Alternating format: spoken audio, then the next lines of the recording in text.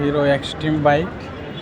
এটার সার্ভিস তেমন ভালো না। আমার এক ফ্রেন্ডে কিনেছে, বিআরটিতে নিয়ে আসছে নাম্বার করানোর জন্য। সার্ভিস খুবই বাজে।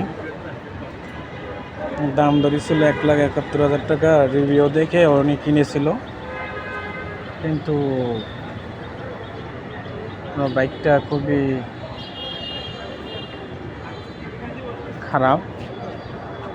এই জন্যে বিআরটির ভিতরে আসছে।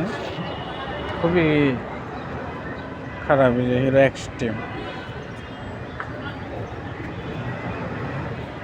Extreme bike